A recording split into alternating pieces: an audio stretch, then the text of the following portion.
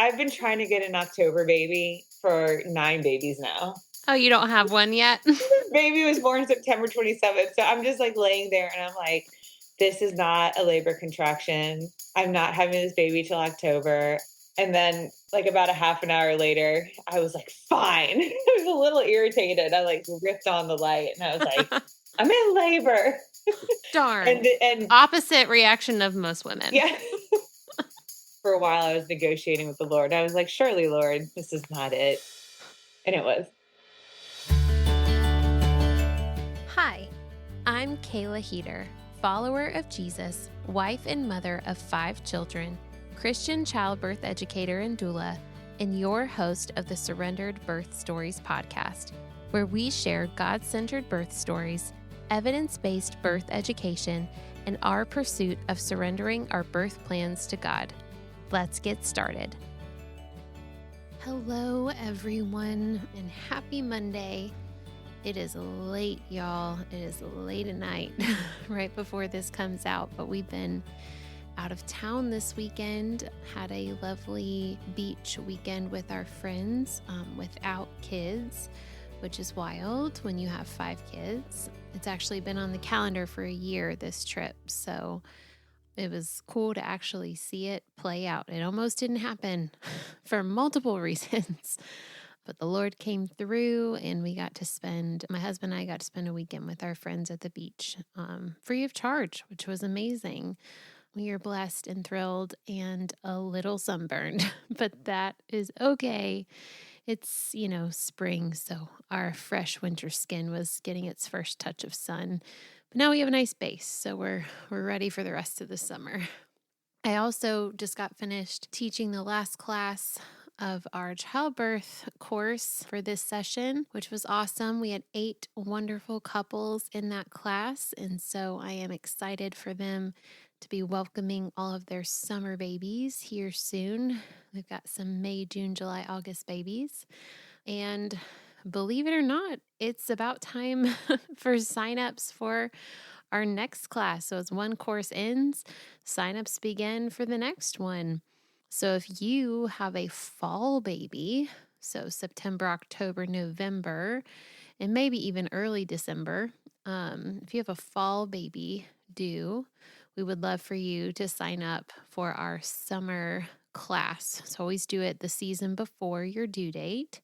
So we're going to be starting July 13th will be the first session of our next class series in person, our group class. So if that is you or someone that you know, if you know someone is pregnant and local to the triad and they're in need of a birth class, you can't get a more comprehensive in-person class than this one, especially from a Christian worldview. So that starts July 13th. Please let me know. Just send me a message, send me an email, go to my website, go to our Instagram, whatever the case, and let me know you would like to sign up for that class, and we will get you registered. I am so excited. Somebody out there listened last week when I said I didn't have a single review left for this podcast in April, and I got one for the end of April here. So it is from TF Sunshine, and she says, "Stories for all listeners. I've been listening to Surrendered Birth Stories since the start. Knowing Kayla personally, her heartfelt joy for the birth space is truly portrayed here in this podcast.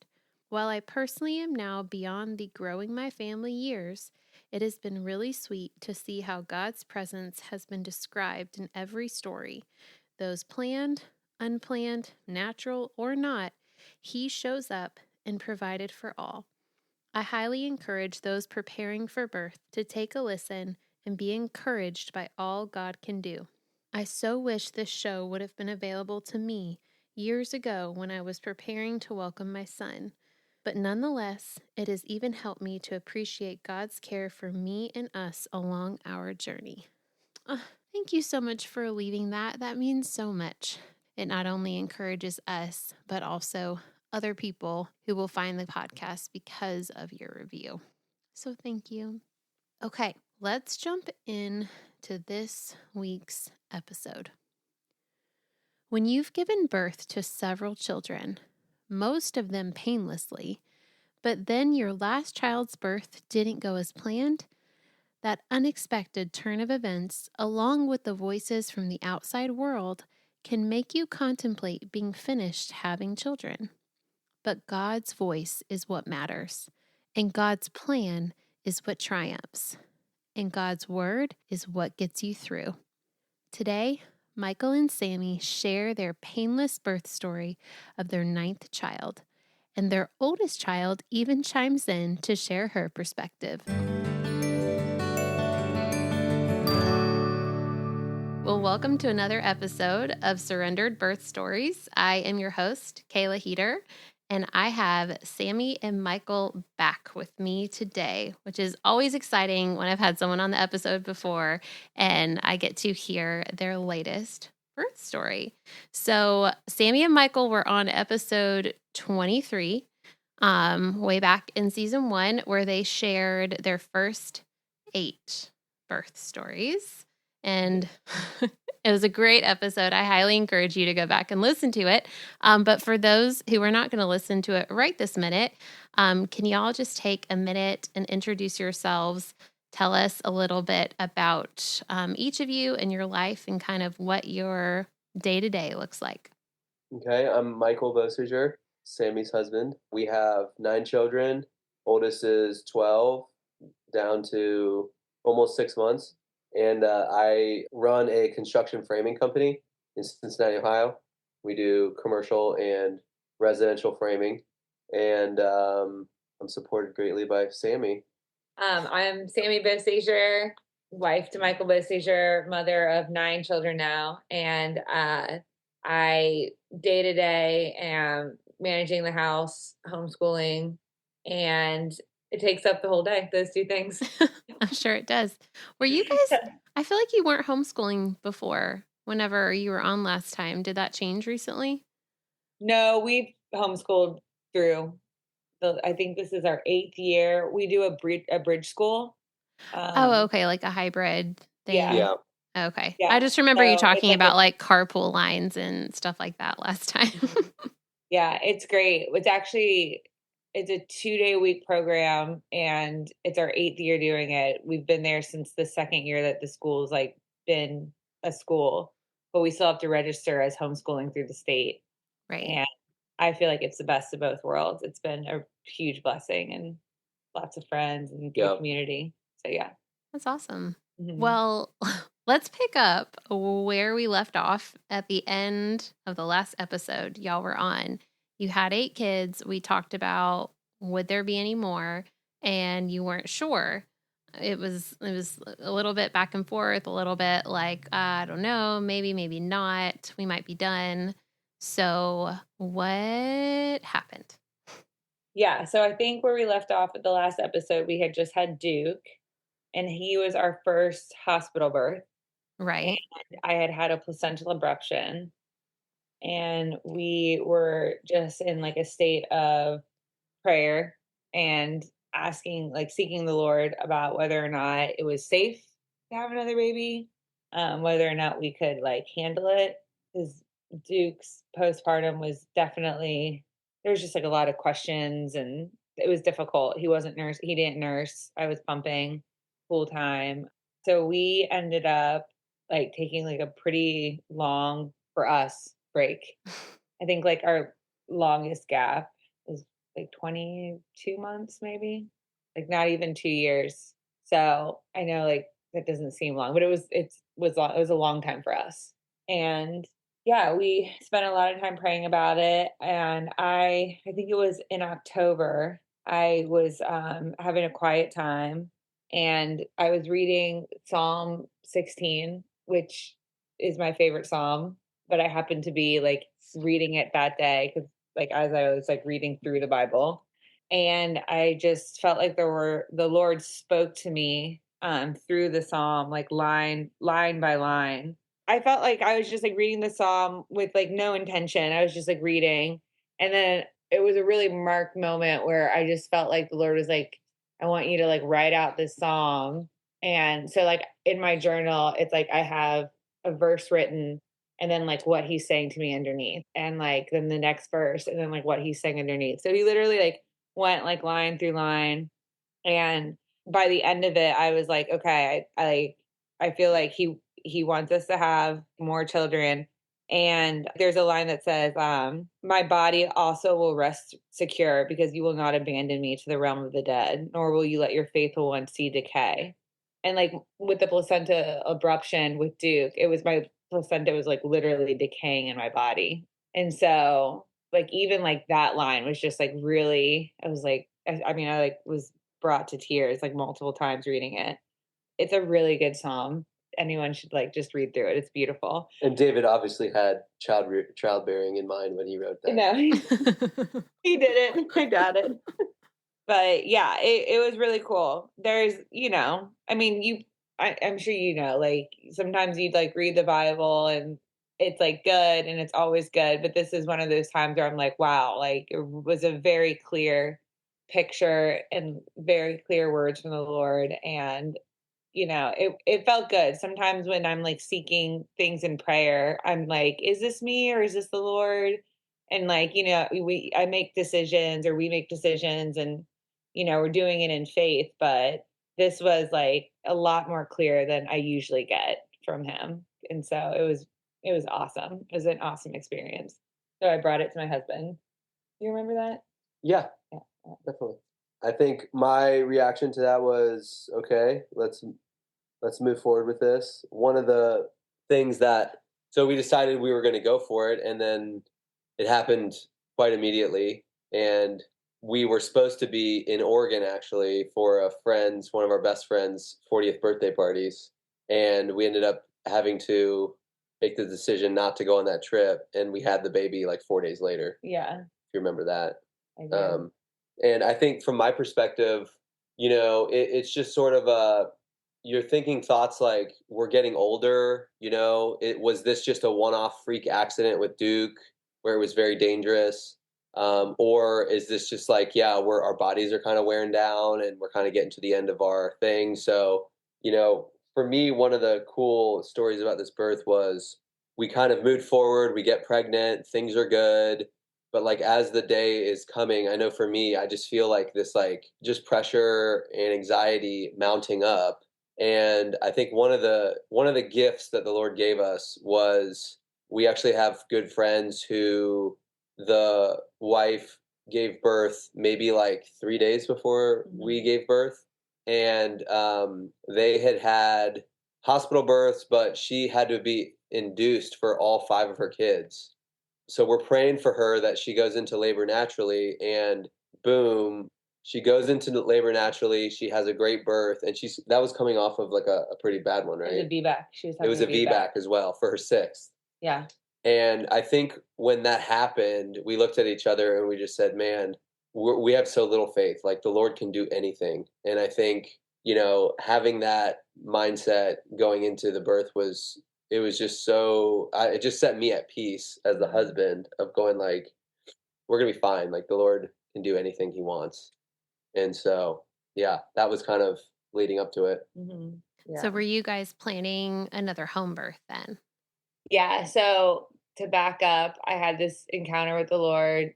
We decided that we were going to go for it. And then we got pregnant pretty quickly. And I had been in touch with my midwife the whole time.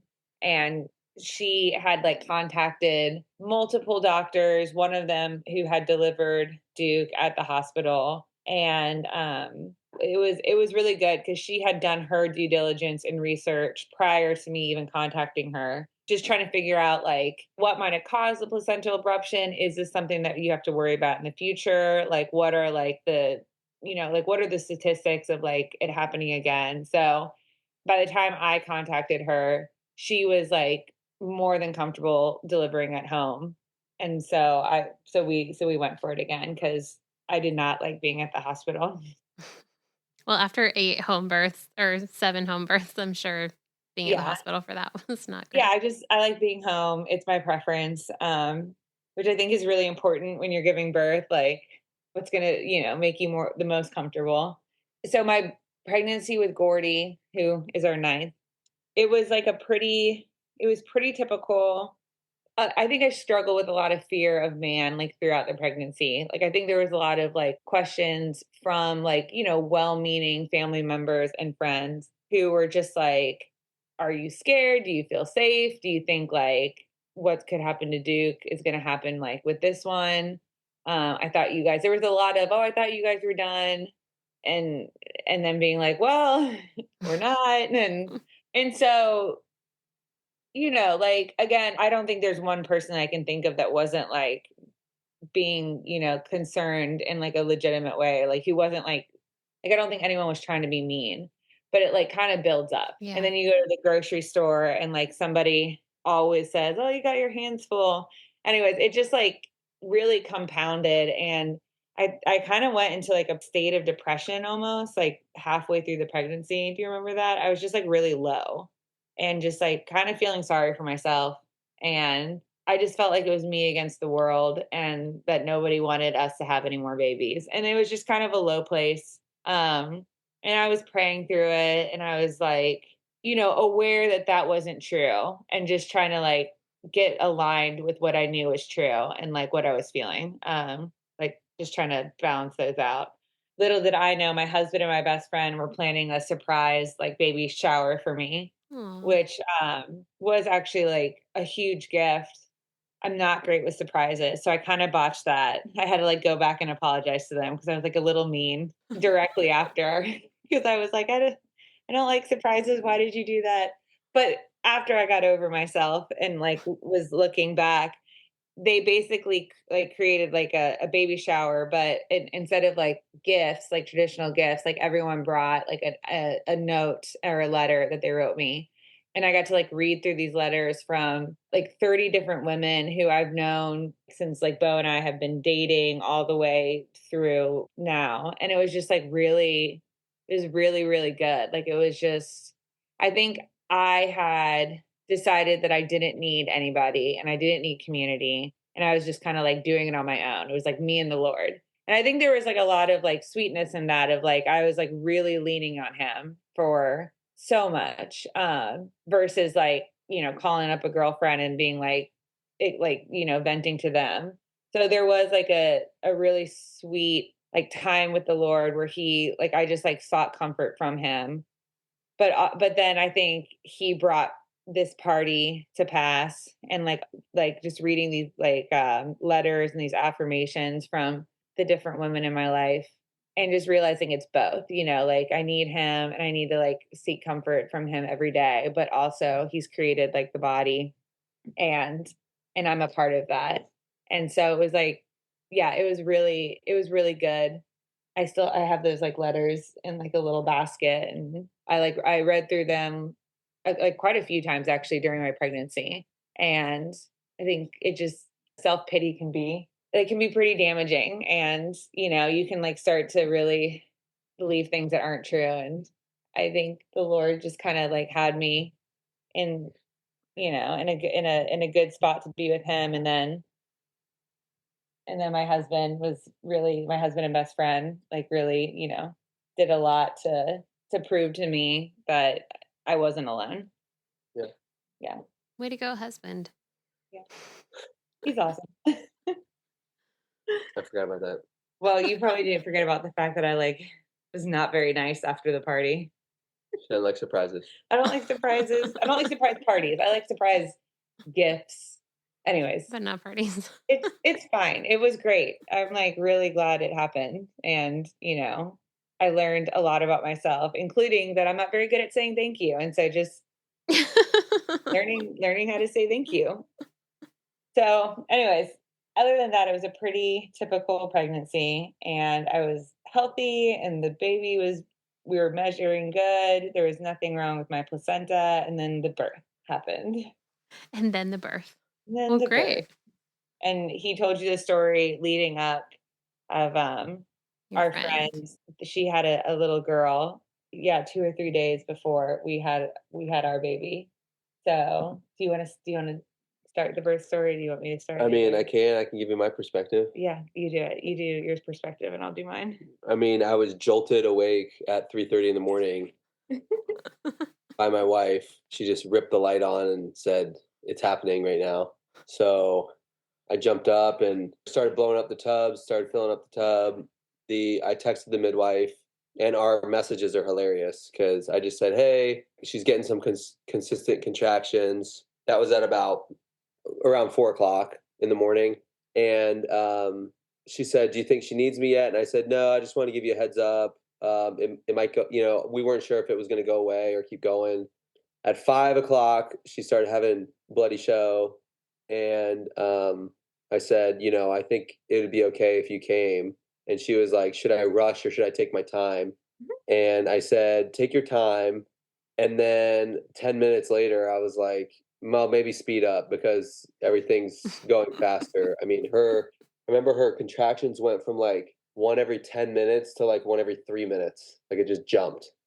And then, so that was at like 5:30. And then she said, my ETA is 6 a.m. And I said, "Great." And then she said, "My colleague will be arriving before me." And then I sent a picture of Sammy holding the baby in the tub. Said, and that was at like 5:58. I said, Before "You're great." anybody got there. Yeah. So it was like, I feel like it was one of her best births. It Sounds just fast. happened so fast. Yeah. My daughter Tilly was planning on doing the catching, and we were literally joking around with each other in the other bathroom. And Sammy's like, "Hey, would you guys like pay attention? Stop messing around." And like we come in, and the baby's like crowning. So it was very fast from like when the water broke to when the baby was born. But yeah, she makes these sounds and when she starts making those sounds, I was like, okay, no, well, she's getting ready to go. I feel like you usually know more than me Yeah, when it's about to happen. this one took me off guard because I think like from when your water broke to when the baby was born, it was like 10 minutes, maybe less. I I don't know. think it was, yeah, it's usually, I think, 10 minutes. And this time it was, Yeah, I like barely, your I water barely broke in made the it. her water broke in our bathroom, and I was cleaning it up, messing around with Tilly, and she was in the tub, and then boom. Yeah, it was fast. I think Yeah, it was only one push too. Usually it's a couple pushes. no, it was two. Okay. Yeah. Okay. All right. So from your perspective, Sammy, what at 3:30 in the morning? I assume you got woken up by a contraction. Okay, so Gordy was born September 27th, which is the same. So the night before we were at the girl that I used to nanny for before I had babies turned 15 the day before. And then the 27th was supposed to be her quinceañera. It was like going to be this huge party. So I'm like ready to go to this quince. I already missed my friend's 40th birthday in Oregon.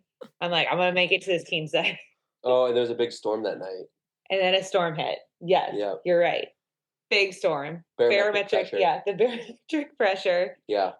I think my midwife said she delivered like 5 or 6 babies that weekend, like between like her clients and then like other midwives' clients. Like there was like Whoa. she didn't sleep for like 72 hours. She was Yeah. just like on the go. Like so I think I Dang. was like the first to go for her. So I get woken up around 3 and I was just like, "No, Lord, like I can't miss this party." I've been trying to get an October baby for 9 babies now. Oh, you don't have one yet? This baby was born September 27th, so I'm just, like, laying there and I'm like, "This is not a labor contraction. I'm not having this baby till October. I'm not missing this girl's quinceañera who, like, I've known since she was 6 months old." And then, like, about a half an hour later, I was like, "Fine." I was a little irritated. So yeah, I did. I, like, ripped on the light and I was like, "I'm in labor."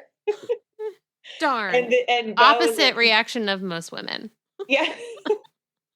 I was just like, I really was. I was negotiating. There was like, like the stages of denial or like anyways, I was like for a while I was negotiating with the Lord. I was like, "Surely, Lord, this is not it."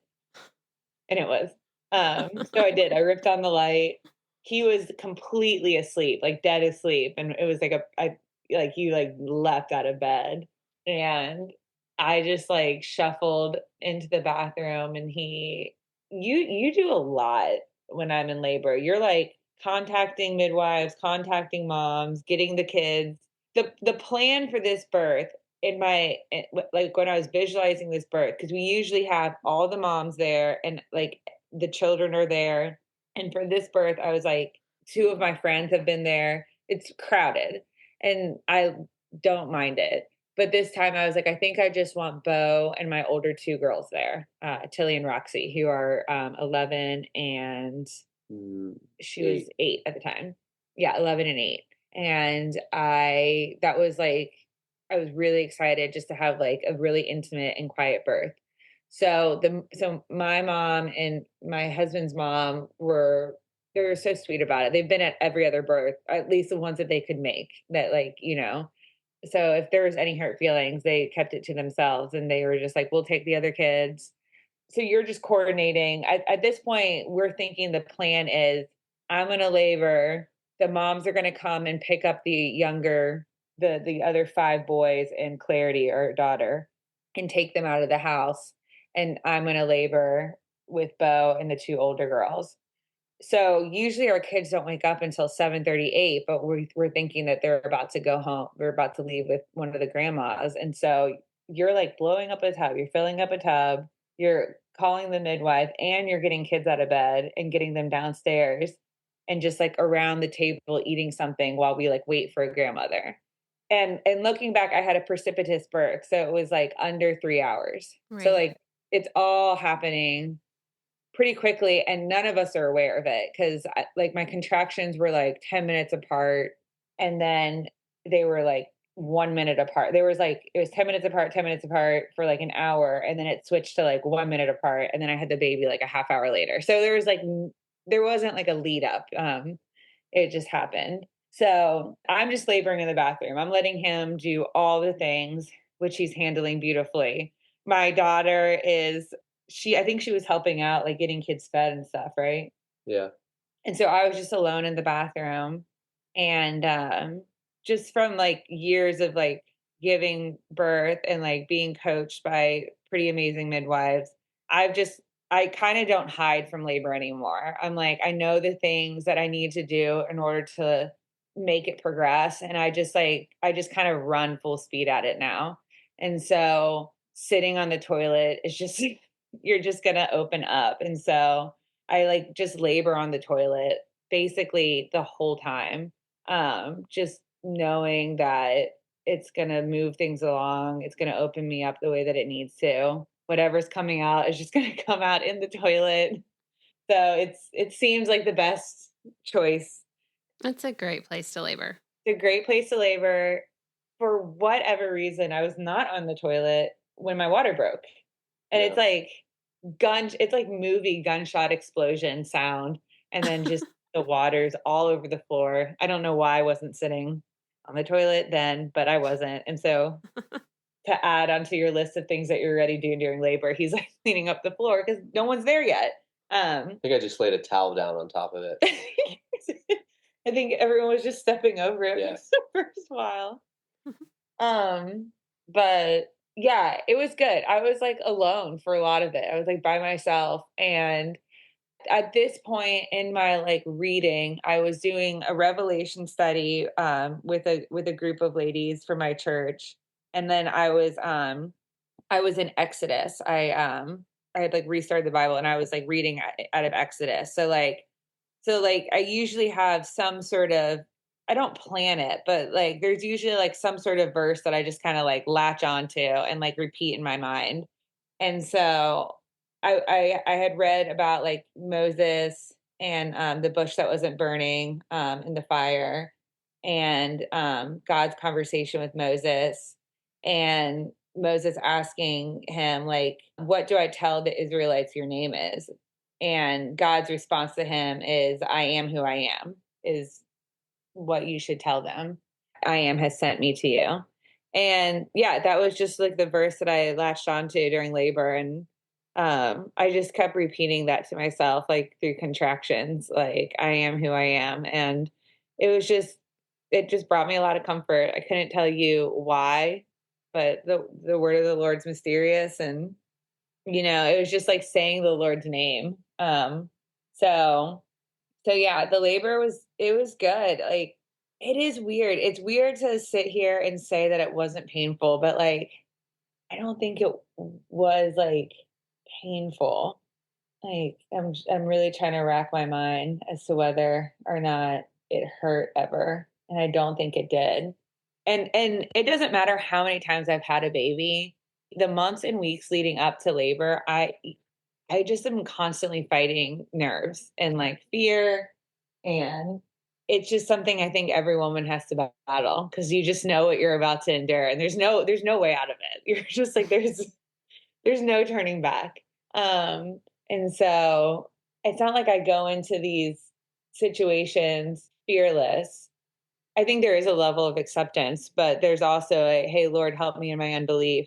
And so yeah, it just amazes me every time that I do get to experience like a painless childbirth. And I think this was one where, it wasn't more than like a hard workout kind of like intensity. And I was like able to just, yeah, I was able to just like labor without pain.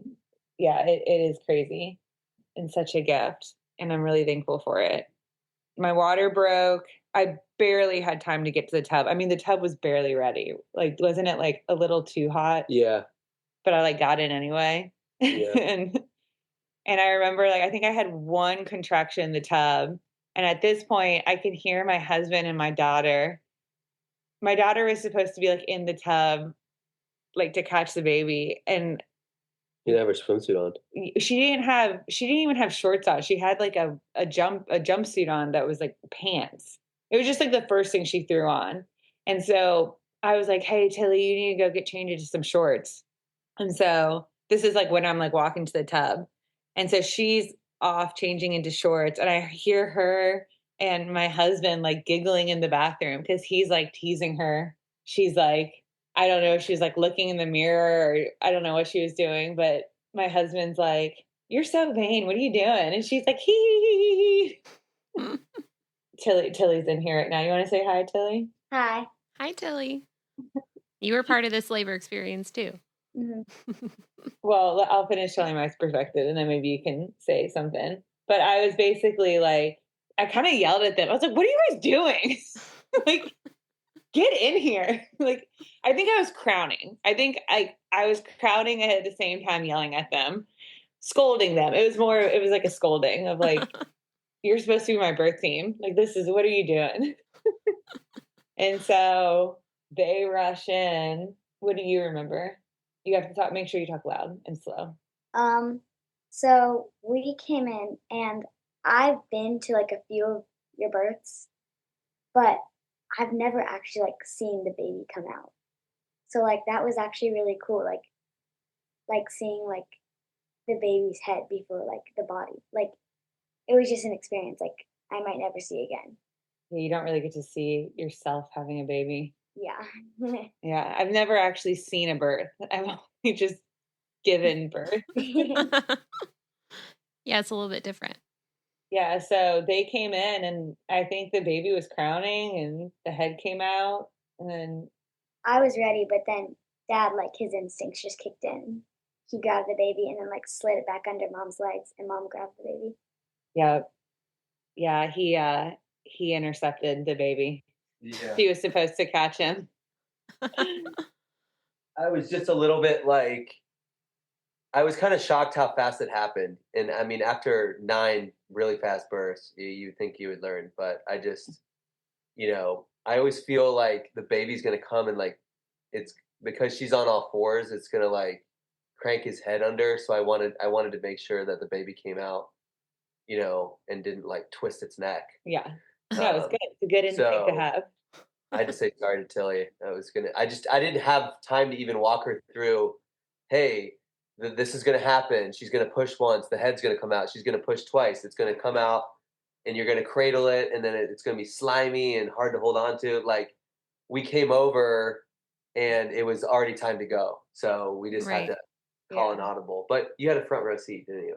That's right. I mean, the original plan was our midwife was going to be there coaching Tilly. Yeah. Who's very experienced at coaching other people how to catch a baby. So everything was just not what we planned, but so much better.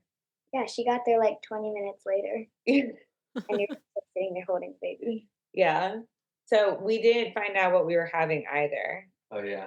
And so so Tilly is actually the first one who got to see whether she had a little brother or a little sister. Yeah. Yeah. And her countenance fell immediately, so I knew it was a boy. You wanted a girl. Yeah.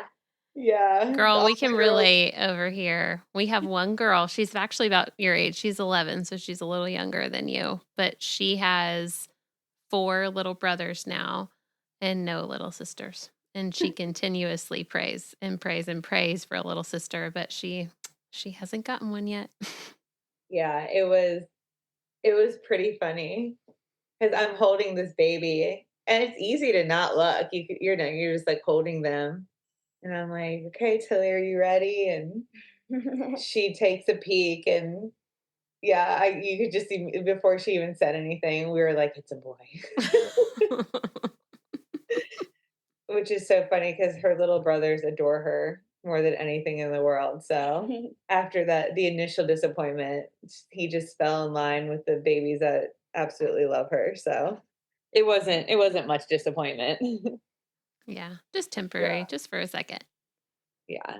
The other, like, I don't even know if you guys know this, but the other aspect of my labor that, so I was reading through Exodus, like with my personal quiet times, but then in my ladies, Bible group, we were doing like a Revelation study, and I was sitting there, and it was just Bo and Tilly and this like new baby and like me in the room.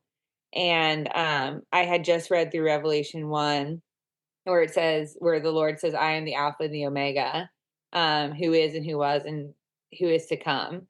And it was just like this like really cool moment of like my first born and my like youngest, and like, I was like repeating I am who I am, and then also hearing like the Lord say like I am the Alpha and the Omega, and just like hearing like the different like ways that the Lord like speaks of himself like through the birth from like the beginning of the Bible like to the end.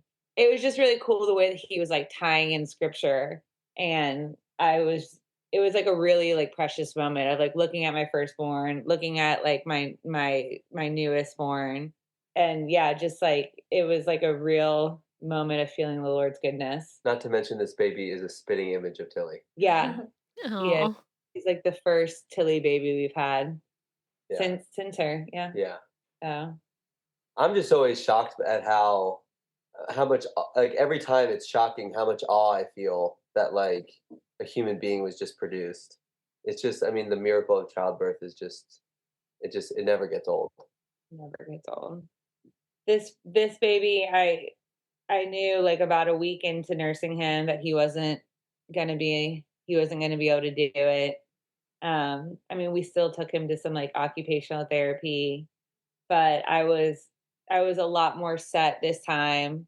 I was more set on the health of like myself and my family versus like the nursing. And so I just had decided before he was born, like if he wasn't gonna be able to nurse, I was just gonna like let that go and just pump and like, bottle feed, and so that happened like pretty early on, like probably like by his second week. I mean, that's not to say it was a smooth transition. The night that I realized that he wasn't going to nurse, there was a lot of crying, like hours of crying, because it's like really heartbreaking, and I hate pumping so much, but I'm willing to do it. And he's the first baby we didn't like. All the other babies we've done like the surgical like tie, like getting their ties released in like their mouth, and with him I just like felt really strongly like he's like we already get our boys circumcised. I didn't want to do like the tie release, and then there's like a lot of like exercises that you have to do to like prevent scar tissue from forming that are pretty invasive. And yeah, so it was just a lot, some different decision making for me. I wasn't as aggressive with the nursing and just like letting that go a little quicker. Yeah. And I think on a daily basis, as I'm pumping, I'm like, I hate this and I wish it was different, but it's okay. Like, he's the sweetest boy ever. I guess I throw that in there just to be like, maybe my childbirths are painless, but my babies don't necessarily nurse. There's a lot of pain afterwards. There's always something, but it's been so good. It's been really good this time. I feel like it was a really redeeming birth from the one that we experienced with Duke. I had this like alpha and omega moment, and then 3.5 seconds later, all the kids are in the room. And so the picture that my husband has of me holding my newborn, you can just see like kids like crisscrossing in the background. And everyone's like, what's his name? What's his name going to be? And I think somebody asked if I had like birthed the placenta yet. I'm like, which one of you asked that? And how do you know about this? It's kind of cool. But Did you guys decide on a name ahead of time? yeah, we were pretty set on Gordon before he was born. So we stuck with it. Yeah, we call him Gordy. He's number 9. Yeah. That's a wonderful story. I remember when I texted you, this must have been shortly after our last episode, because I think we recorded in like December of that year. I mean, you must have gotten pregnant like right after. Like in January. Because if you had a September baby, it must have been pretty quick. And I remember my husband's the one who told me. He was like, oh, the Bosagers are having another baby. I was like, what? How do you know that? Like, and I honestly, to this day, don't know how he knew that. I think Stephen regularly mentions us in Abraham's Wallet, and I'm pretty sure he said something about us being pregnant with our 9th in one of his podcasts. Yeah. So okay. That's probably... That would have been it then, because he listens to Abraham's Wallet every week. Yeah. Cool. I mean, he had just edited our show, so he's like... He would have known. Yeah. He would have known. Yeah. Yeah. So that was exciting to me. I was like, oh, they did decide to have another baby. That's so great. Yeah. I think, okay, so that actually does remind me, because like October is when I had that interaction with the Lord with Psalm 16. But then I think even after that, we took a couple months to pray about it before we like really like made the final yes decision. Yeah. It was a lot of taking time to pray. We're not a take the time to pray about it for a long time kind of couple. We're usually like pretty quick. Like we're pretty quick in deciding. So this was a new practice for us, and I think I really enjoyed it. Yeah. Just the leaning in. That's great. Now we have Gordy. Now Gordy's here and 6 months old. He's so sweet. I love him. Well, as we wrap up, is there anything else you guys wanted to share? Anything else you feel like the Lord spoke to you throughout this experience, or any advice you have for any parents or anything at all? I mean, I feel like the word of the Lord's powerful. I like re-listened to our podcast, and it is really cool. Like every single one of my births, there's like an impression of his word on me, like through the labor, and it's carried me through. And, you know, I'd say 80% of my quiet times are like I'm just like going through the motions, you know. It's not like I'm bored or like I'm tired, but I'm just doing it, you know. And, you know, maybe even 90%. And then like every once in a while I'm like, oh, I really felt something, I really heard something. But I think I think the impression of the Lord's word is just like so much more than we can understand. Yeah, I'm just really grateful for it. Yep.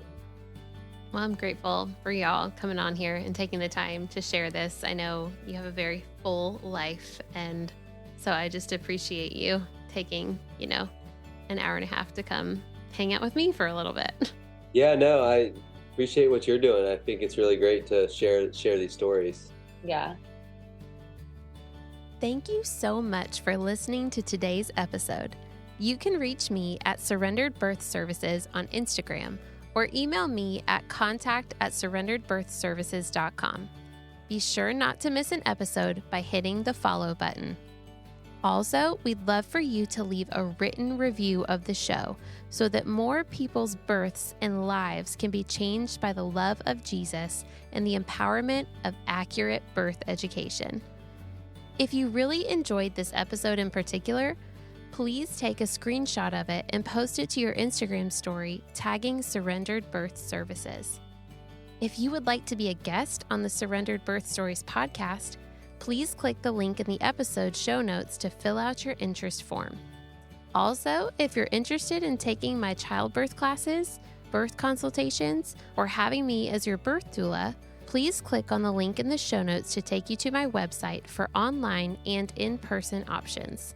Just as a reminder, this show is not giving medical advice, so please continue to see your personal care provider as needs arise. We hope you have a great week, and remember, learn all that you can, make the best plans, and then leave it in God's hands.